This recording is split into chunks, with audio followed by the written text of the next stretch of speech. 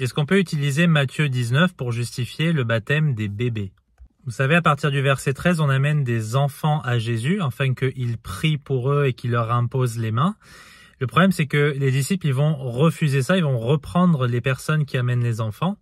Et Jésus, du coup, il va être vexé, il va dire « Non, non, laissez les enfants venir à moi, car le royaume du ciel est pour ceux qui leur ressemblent. » Vous voyez qu'a priori, ce passage n'a absolument rien à voir avec le baptême.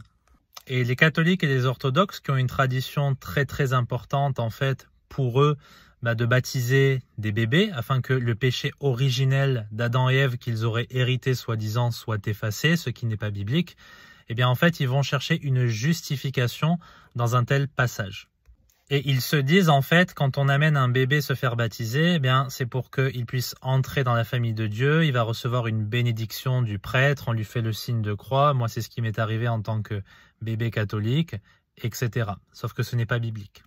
Pourquoi ce n'est pas biblique? Eh bien parce que vous ne verrez aucun enfant en bas âge baptisé dans tout le Nouveau Testament, c'est quand même 27 livres, il faudrait trouver ça pour justifier cette pratique. Ensuite, vous voyez que des adultes qui ont d'abord fait une confession de foi se faire baptiser, que ce soit dans le livre des Actes où c'est très très clair, ou dans les évangiles avec le baptême de repentance de Jean.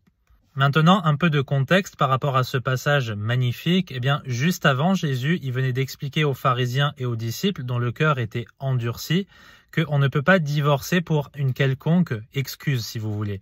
On ne peut pas puisque dès le commencement, Dieu a dit que l'homme doit se séparer de son père et de sa mère et former une seule chair avec sa femme. Et ça, c'est jusqu'à ce que la mort les sépare. C'est pour toujours. Et donc ces adultes qui rejetaient la simplicité de la parole de Dieu, c'est des fois notre cas, eh bien ils sont à contraster juste après avec ces enfants à qui le royaume des cieux ressemble. Pourquoi il leur ressemble? Eh bien parce qu'un enfant, il va naturellement ou plus facilement placer sa confiance en l'autorité qui est placée en face de lui.